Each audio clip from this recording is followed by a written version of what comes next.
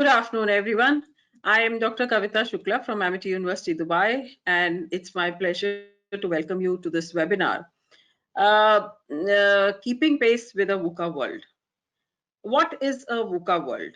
And what are we seeing now is the extreme example of a VUCA world. Now, VUCA, certainly through this presentation, I will take you through the various aspects of VUCA, that what is VUCA, the VUCA drivers in the present world, and then we will go through a current environmental analysis, looking at the changing geopolitical dynamics in the world right now, and the world economy in the coming years, key economic drivers of the future. Then some of the industries are completely phasing out.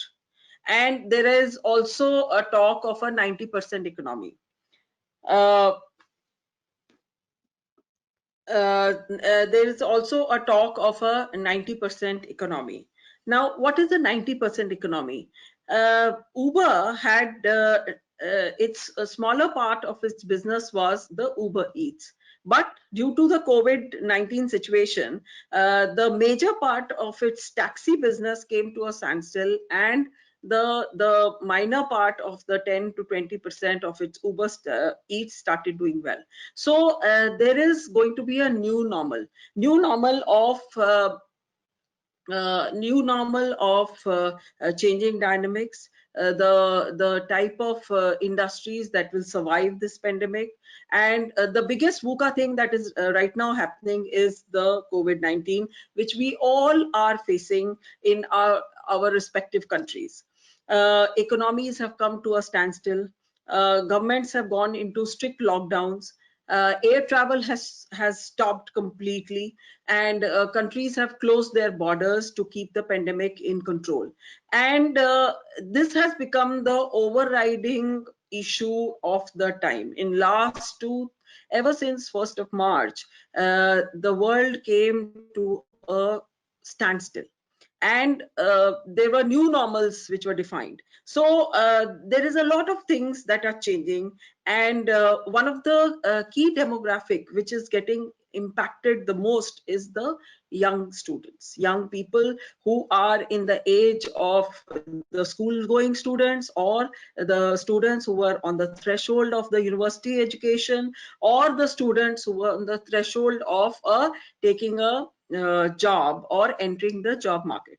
So one of the most important things in this transition is for students who are stepping into the university to understand that what the new age industries will be, and if they are making the right choice of the program.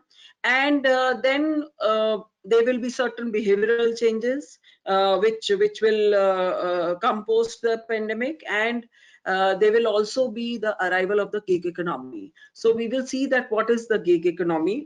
And then in the last part of the presentation, we will go through the novel skills required. What are the skills which will be required to keep up with this VUCA world, and what will be the new age careers, and what the approach to education will change. Now, already in the last 3 months, students are having online education, and the feedback that we are having from the parents is they are highly satisfied with the delivery of the classrooms sessions, and there has been little quality dip in the delivery of the education. So the quality wise, the education has not dipped, the classes going online. So the way the education will change, it is going to be massive. So and then they have to come through to the right choice of the degree program that they. So what is VUCA? VUCA is an acronym. It is an acronym: volatility, uncertainty, complexity, and ambiguity. Volatility, it is completely volatile world. We are going towards a deglobalization. Some 50 years, for some 50 years, Japan was the second largest economy in the world, trillions of dollars. 2 years back, it became the third largest economy after US and China. And today, Japan, it is called Japanification. And Japan has already slipped into a recession. An economy which drove great brand names like Sony, Mitsubishi, Toyota, and today that country has slipped into a recession, and it is called the Japanification. Multiple factors, demographics, the very geriatric population, but also the COVID-19 situation accelerated the Japanification or the recession. So many of the countries, the global GDP per se has gone down. So China has gone down by 6.8%. The GDP has gone down. So there is a massive volatility. One of the greatest examples of volatility in the last few weeks has been the price of oil. Nobody ever could have imagined that the oil prices will go negative. And first time historically, it so happened that the oil prices went negative. And it gave rise to a huge volatility in the market. There was a flux of oil all around. There was no place to store the oil. And suddenly the oil economies found themselves in not a very, very pleasant situation. Now, uncertainty, again, the future remains uncertain. And there is so much that we can read on this, that what is the uncertainty. So we will see that what are the drivers, and how do we explain VUCA and this uncertainty. Then it has become very complex. The relationship between US and China has become very complex. It was one of the greatest partnerships historically, which gave rise to a strong US, and it gave rise to a great manufacturing story from China. And suddenly that whole relationship is it is under a lot of pressure. And the global relationships are being redefined. Already some 4 years back, we saw that UK decided to move out of the European Union. There has been a redefinition of the group of trade blocks that we had in the world. So it is becoming increasingly complex and ambiguous. The clarity is not there, so it is certainly there is a lot of ambiguity. So what is VUCA? VUCA is increasing pace or rate of change, and uncertainty certainly. Now, if we look at the pace of rate of change, COVID-19 has created a immense acceleration of change. Many of the industries were changing, but they changed slowly. For example, when Airbnb came, slowly the hotel industry changed, and there were options of Airbnb. The transportation industry changed the moment Uber came in, but the changes were gradual, and people were able to accept it. But because of COVID-19, the pace volatility has increased a lot. Suddenly, people found themselves working from home. There are many companies. Twitter has already announced that it will allow only 25% of its total workforce back on their offices, and they can work for life. They can work from home. Google, Twitter, Facebook, all these great companies, which were great places to work also, and their offices were considered to be epitomes of model offices. Employees were taken care of, and there were all types of support services which an employee was given, so that his productivity could increase. And now suddenly people have started working from their kitchen tables or from their living rooms. And it will so happen that maybe they will never go back to their offices, because work from home will become a new normal. So the pace of change is increasing. And uh,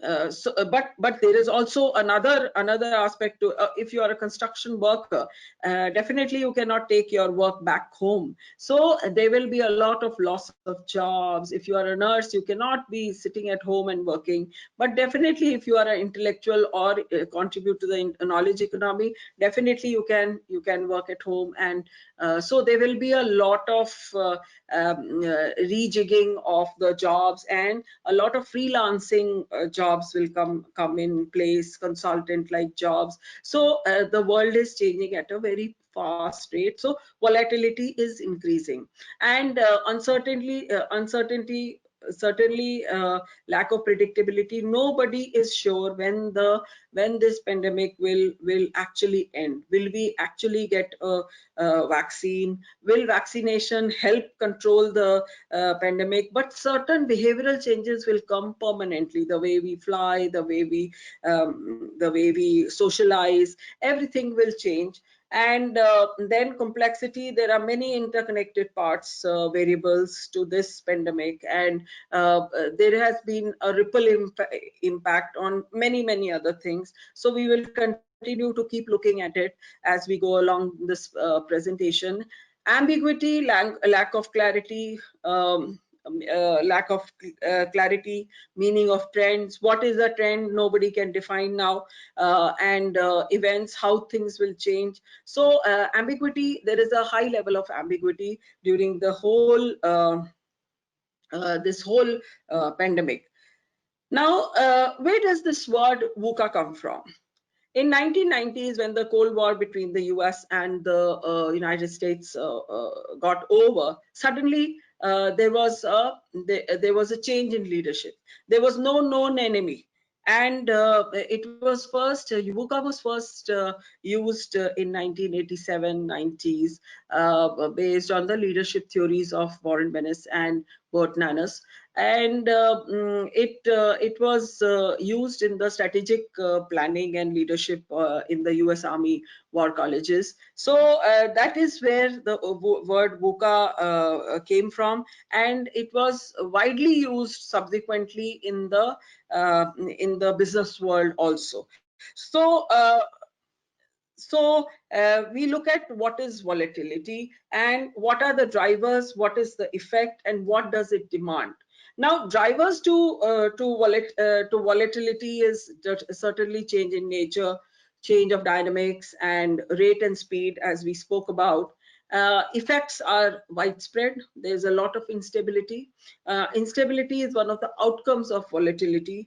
And then what does it demand? It demands vision. So there are some leaders world across are being appreciated for the way they have controlled, they have led their countries to deal with this pandemic. And there is a lot of introspection, and we have to probe the changes which are coming in. So volatility uh, is this. And then what is uncertainty? What are the drivers of uncertainty, effects and demands? Now again, change in dynamics. Then effects are direction paralysis. Many countries, they don't know. Every leader in the world is trying to decide that when they should open their country, when they should allow people to go back to their work, how they should allow them to travel, transport, should they allow public transport, what laws should they pass so that this pandemic does not come back, and what protective personal protection should they enforce so that there is a behavioral change in the way people live, and they are able to comprehend the whole enormity of the situation. So there is a direction paralysis. Many countries are saying, no, we should open it now. Some leaders are saying, no, we should wait for some time. And there is a lot of data to be crunched, and there is little outcome of the same. Now, one of the most important demands of the time as far as uncertainty goes, is that we should have a wider understanding and different perspectives. So a lot of perspectives have to be examined while we are dealing with this VUCA world. Complexity, we cannot define enough complexity. So complexity is defined by the influencers are too high. Then impact of complexity is unproductiveness. So already we are slipping into a recession. World over, the economies are going down because they are becoming unproductive, because people are unable to go back to work. And the demand for complexity, it demands us to be creative. So there are a lot of meetings happening, online meetings, and people have come out of novel ways of dealing with this pandemic, reaching out, communication, and the way they are leading their teams, the way they are trying to do their work. So there is a lot of creativity which is coming in, and a lot of flexibility. We have to redefine our lives and deal with this pandemic as it comes. So it has many interconnected parts. And ambiguity, lack of clarity, there is no trend, we cannot define any trend.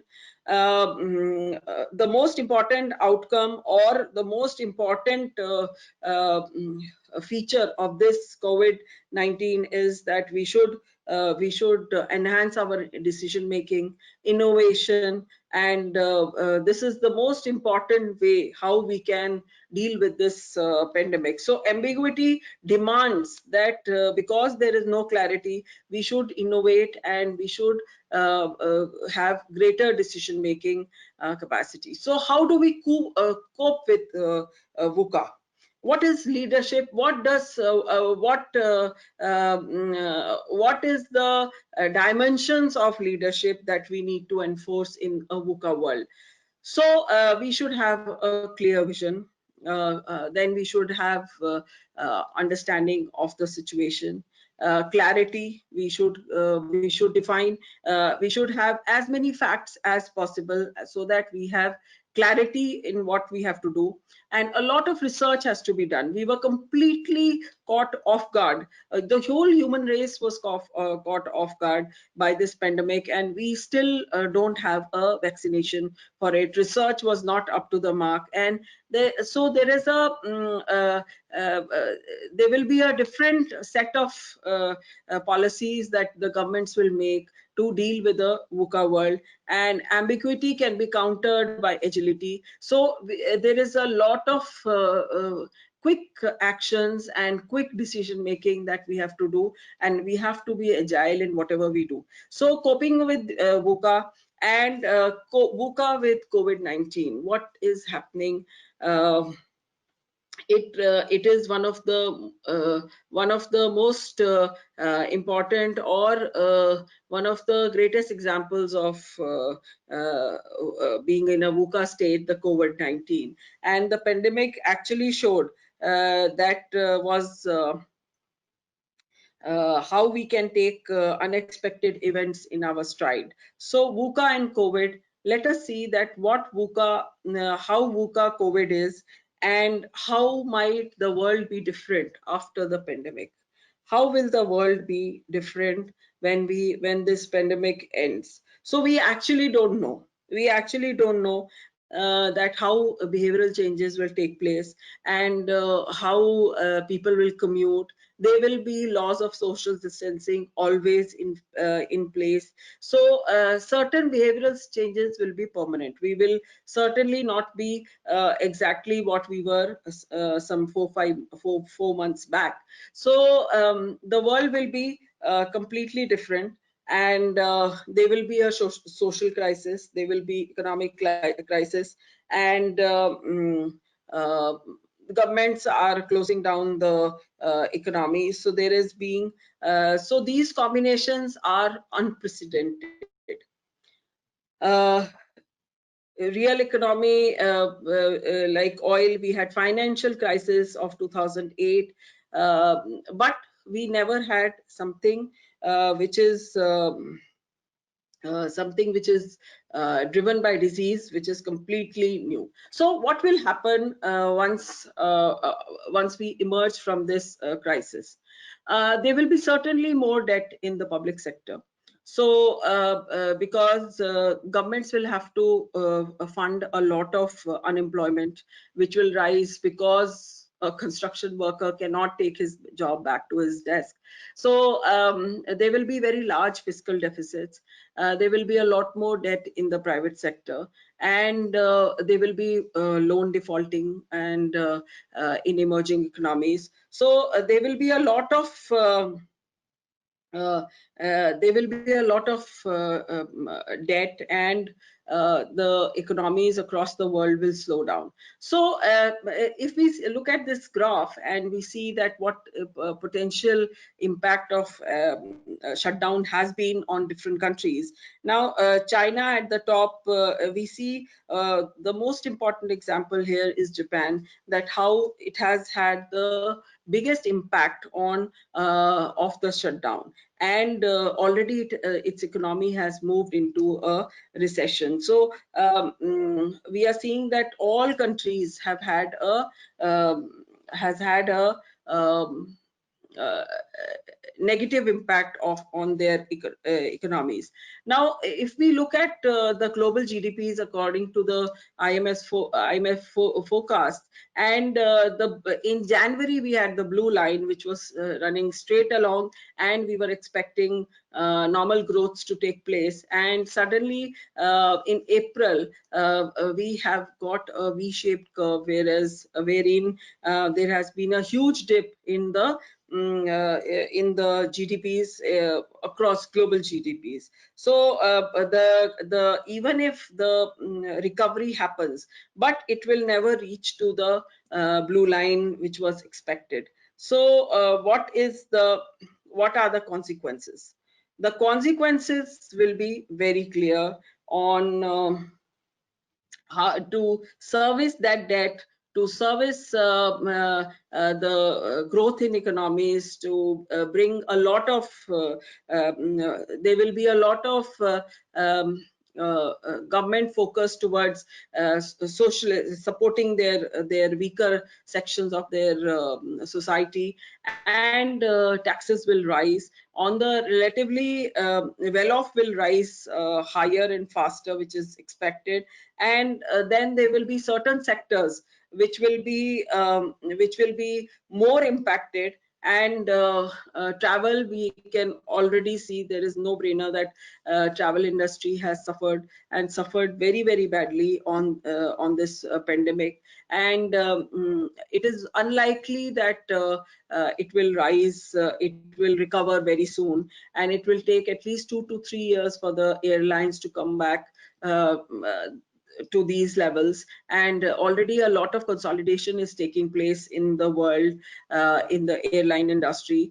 Rolls-Royce has taken off 13,000 of their employees, and Rolls-Royce, the biggest business of Rolls-Royce is certainly not making cars, but making aircraft engines. So they are expecting a very slow growth in aircraft maintenance and aircraft engines. So travel industry is one of the biggest, which is every second person who lives on this earth is somewhere associated with the travel or the leisure industry. So there is going to be, imagine, a 50% of the world's population has been impacted by directly impacted by this pandemic. Leisure, definitely leisure travel no longer will be leisure travel, and people will first think of their health, and then they will be moving out. Tourism industry, obviously moving from countries have also there are very strict quarantine regulations that countries have imposed on travelers. So tourism industry is one of the industries which will be impacted, and it is very but domestic tourism might rise because international tourism is going down. So every country within itself might see a surge in domestic tourism. And restaurants already, we are seeing that restaurants are heavily impacted, and they are directly in the social. They do not fulfill the social distancing norms. So a lot of regulations are coming in place how to bring them back into life. And retail, obviously the nature of retail is changing. So e-commerce is booming now. People who were never ordering online are ordering everything online. So e-commerce will be certainly a sector where which will have a greatest rise out of it. Will be the most positive outcome of this pandemic. So nature of retail will change and it will move towards e-commerce. And those countries which are technologically very advanced, or the internet penetration is very high, for example Middle East, where internet penetration is very high, so e-commerce is working very well. So Amazon, the owner of Amazon, is expected to become the first trillionaire in the world. So Amazon is going to be certainly it's on a very massive growth path. So there are some positive outcomes. So what are the possibilities? So one of the biggest possibilities of the virus is that it will be dividing the world much more. So there will be divisions within the European Union. So as we have already seen that Brexit happened, and UK a long time back, now 3-4 years back, it decided to move out of the European Union. But it will continue. There will be more divisions of the richer and the poorer countries of European Union, and there will be more pressures on the coalition. And then between US and China, we all are seeing that between US and China how things are changing. And the World Trade Organizations and trade globalization will certainly end, and there will be no longer those endless supply chains, and the production and the consumption will come closer. So there will be a strong resurgence of nationalism also, as we are seeing across the world. And there will be protectionism. And US has already declared that US first, United States first, which is the motto of President Trump. So what will connect us once social distancing norms become a matter of behavior? What will connect us? The only thing that can connect us is technology. So technology will connect us, and there will be a huge a lot of research, development, application of artificial intelligence. A lot of things will happen the way we use technology. So transformation will happen into distance working. No longer companies will pay the huge real estate costs that they are currently paying, and they will keep their employees at home. And most of it, what can be managed from a distance, will be managed from a distance. So there will be a move away from office, and there will be the office and the home line home lines will become blurred. And there will be a lot of innovation and modern technologies which will be used for running the businesses. Obviously commuting patterns will change, so solitary travel maybe will become the norm. And public transportation, certainly, because of the till the world feels safe that yes, this virus is no longer there, public transport commuting patterns will change, and a real estate business will be transformed. So no longer office spaces. Already New York is seeing a massive outflow of rich New Yorkers who are now shifting to the suburbs or the countryside, so that they don't have to live in the congested New York City, because their business or their work is not getting affected by their movement. So the urbanization will change, nature of urbanization will change. So real estate business will certainly get transferred. formed, and the structures of cities will also change. So there is a massive change which is coming along. And what will be life after COVID? What will be life after COVID? Economically, global economy is expected to shrink by over 3%. 3%. Education, technology will continue to play a key role in the way education is dispensed. So there will be a lot of online sanctity and authenticity of online education will increase, and remote working will become a necessity. And it is companies have already seen in last 3 months that it is possible to maintain productivity even by remote working. So that will happen. Healthcare is one of the biggest pressure areas which happened during the COVID, and there was a lot of pressure in the way healthcare industry. It completely found itself at the forefront of fighting this pandemic. So healthcare, there will be a lot of medical diagnostics technologies will be used. Robots will be used for surgeries, and there will be a lot of telemedicine. So the nature of hospitals will change, and the way medicine, there will be a lot of research in nanomedicine, and the way we can use more and more technology in healthcare, and the safe environment for personnel and patients. That has also been one of the key areas where focus was came in about in this pandemic. Then there is tourism industry. Technology will help the revival of travel with electronic passports, boarding passes, and less human contact. And also tourism, the way we track and trace these people infected with the virus, that will also technology will come into that. So the post-COVID area, the era will have an economy which will be defined by new habits, new regulations, and based on reduced close contact. So there will be tighter hygiene and travel restrictions, and these were some things which are already coming about. So this is becoming, it will become a immediate behavior change. So a post-COVID era will be certainly not it will be certainly different from what we were living in.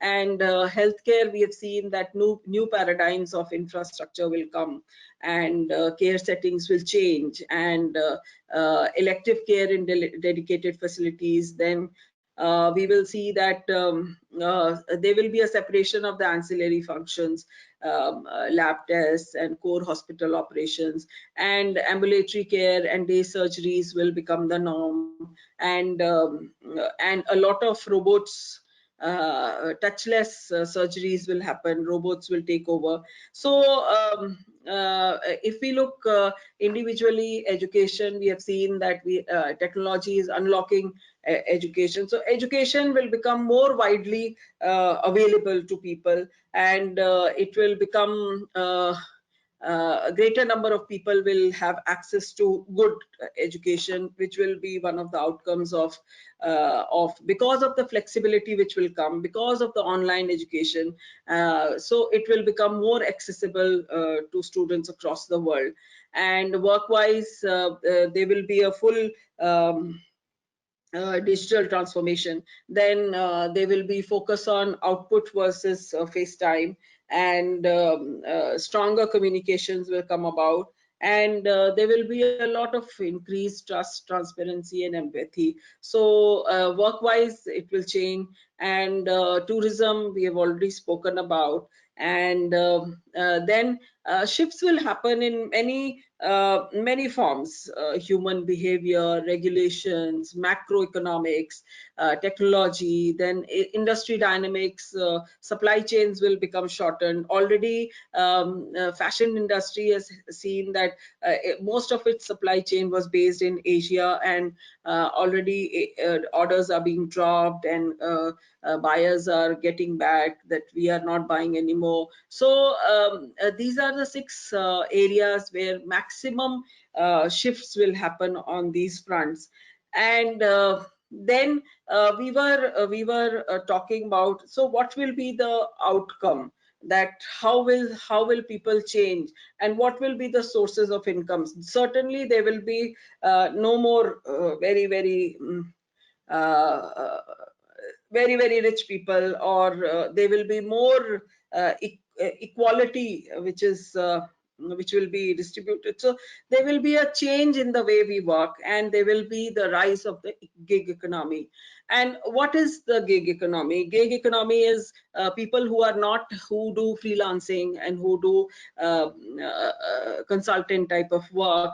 And it is projected that 86.5 million people in US by 2027 will make up. So it is already almost 51% of the total workforce. So it will become increasingly common for people to work remotely or from home, which is the gig economy. And this will also define the areas of study which will become more prized by the industry.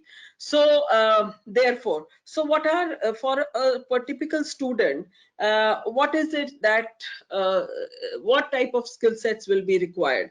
So certainly, as we have seen in a VUCA world, most important leadership skill is a problem solver. That person who can challenge the status quo, who can look for possible solutions. And then very important in a skill set, that is focus on something which is out of the box. So someone who is able to identify the black swan, someone who's able to look at things which lie beyond the bell-shaped curve. So we are no longer getting bell-shaped curves. So either it's the long tail, or it is the V-shaped curves, or the W that we are seeing right now. So people, those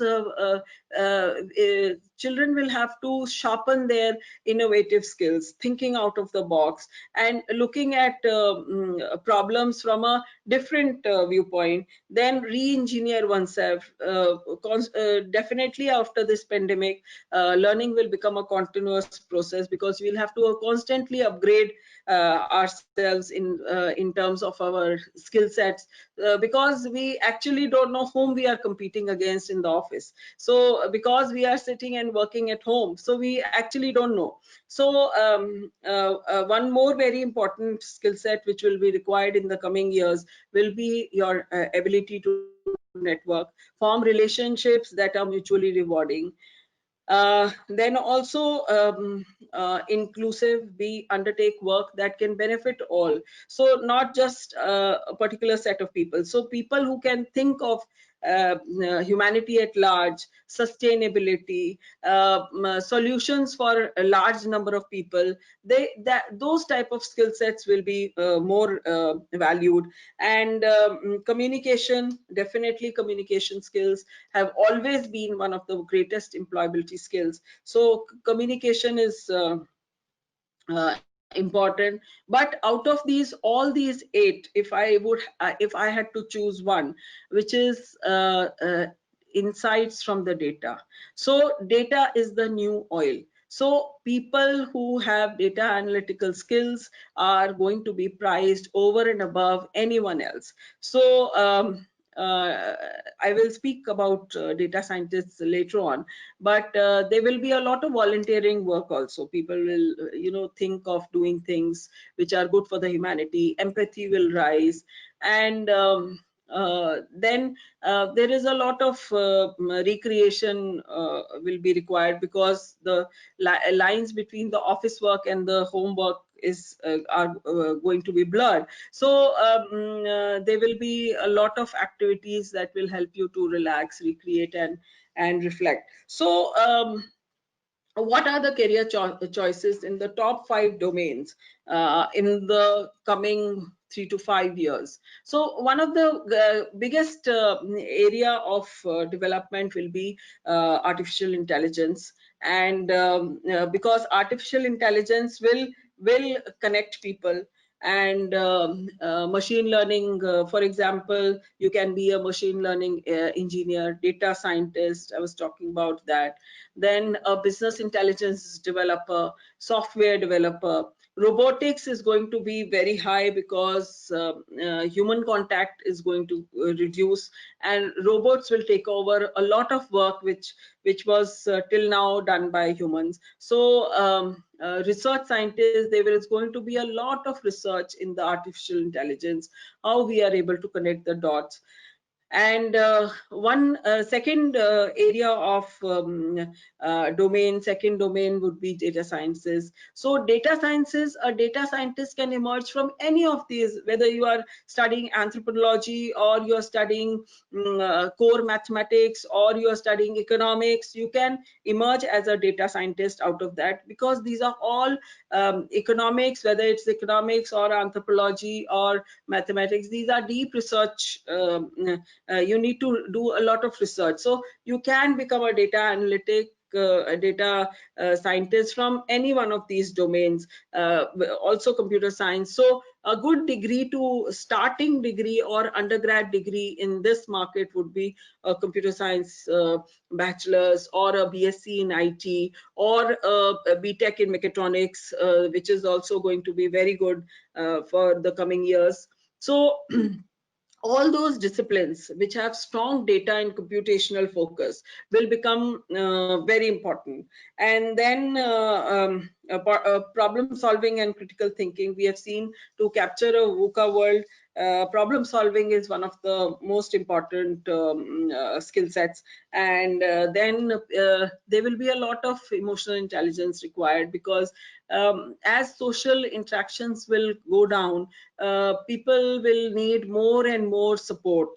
So there will be a rise of yoga teachers or personal counselors. So emotional intelligence, people who can meditate, or who can bring stress relief to other people, that is also a skill set which will be. So bachelor's in maybe psychology might be a very good choice for students who are coming from non-scientific backgrounds.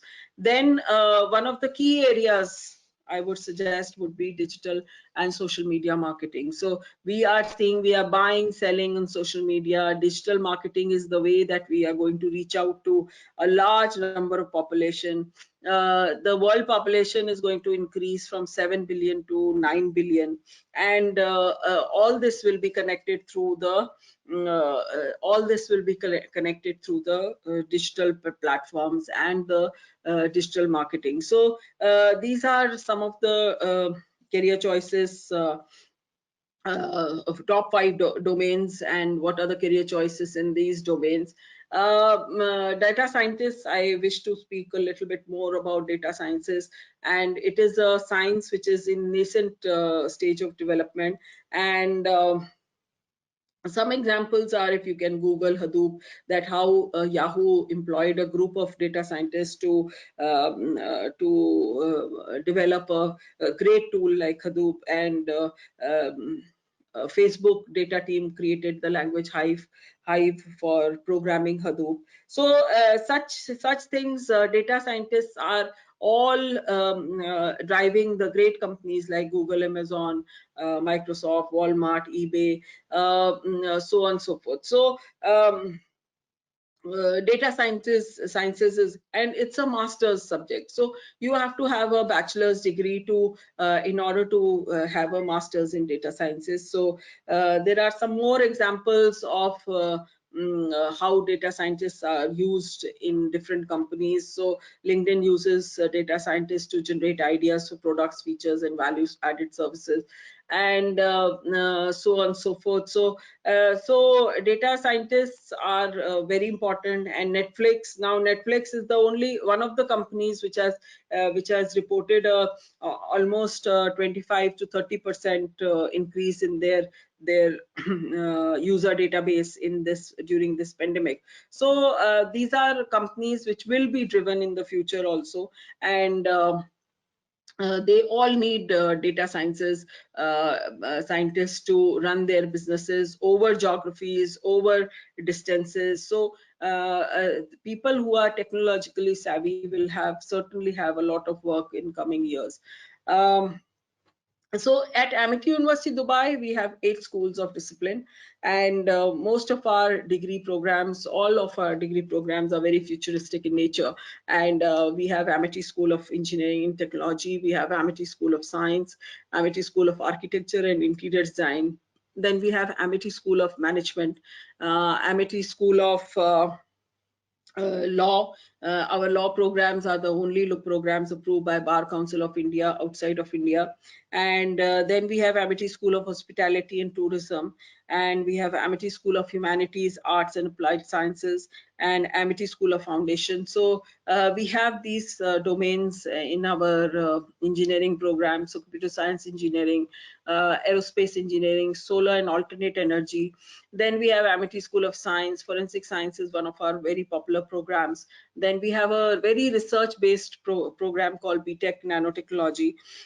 Then we have Amity School of Arts, Humanities and Social Sciences. So we have fashion design, applied psychology, journalism, mass communication, film and television production. Amity School of Hospitality, we have Bachelor of Hotel Management, Bachelor of Arts in Tourism Administration, and then we are worldwide recognized. We are a UGC approved university. All our engineering programs are accredited by IET, which is UK based accreditation. And then our law program is approved by Bar Council of India. We are on a university level. We are approved by VASC, which is the World Association of Schools and Colleges. So this was something about our programs and keeping pace with the VUCA world.